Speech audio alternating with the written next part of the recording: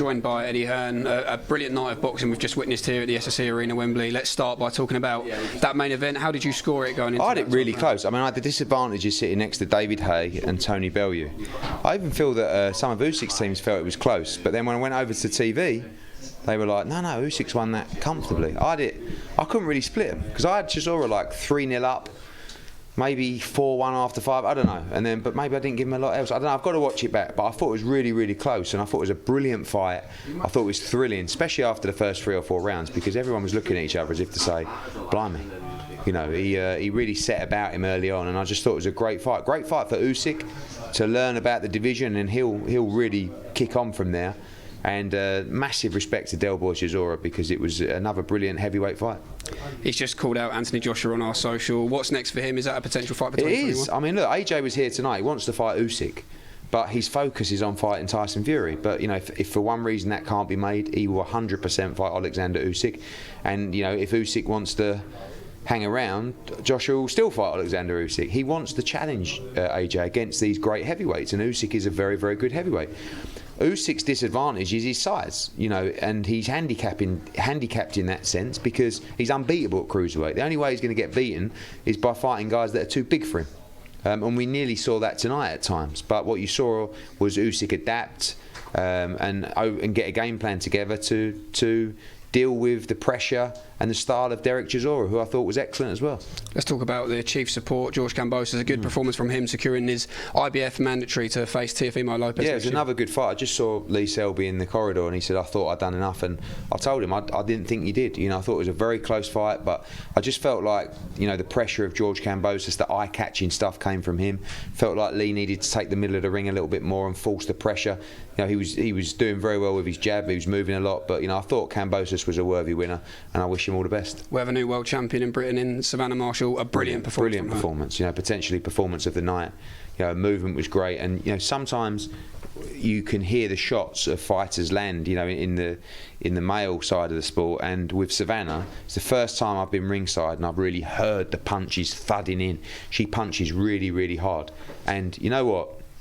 I'm probably going to fall out with Claressa Shields, and I love Claressa Shields. I know you might watch this, Claressa.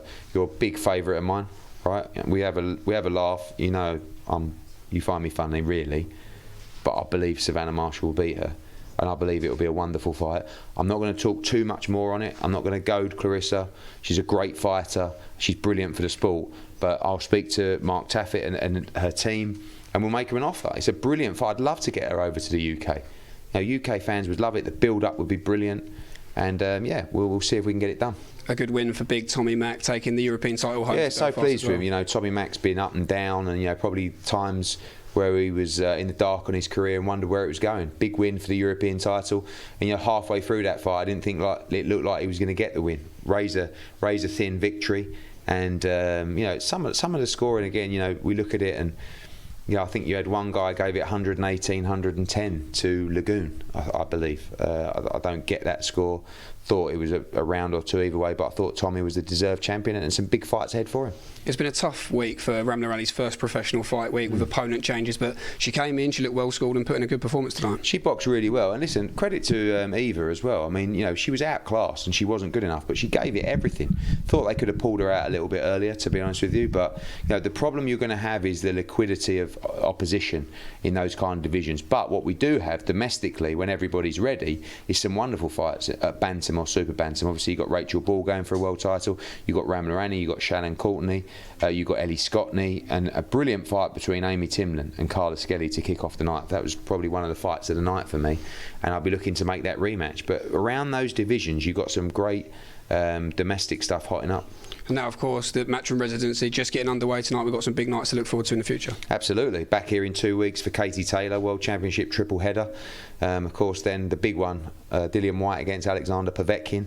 And then Billy Joe Saunders against Martin Murray, and then we finish it all with AJ against Pulev, which may end up landing here, you know, subject to, of course, the official ruling from the government on crowds, which doesn't look good. So rather than move it over to the O2, maybe we're back at Wembley. He was here tonight, he loved it. You know, I asked Derek and I asked Usyk, I said, what was it like Was it weird? He said, no, not at all. Like, once you're in there, just the same as normal. I would have loved to have done that tonight in front of 20,000 at the O2. Can you imagine after 3 rounds, you know? But it is what it is. This is the new world. We'll adapt, we'll survive, and we'll keep on improving. Brilliant, Eddie. Thanks for your time. We really look forward to it. Thank you. Thank you very much.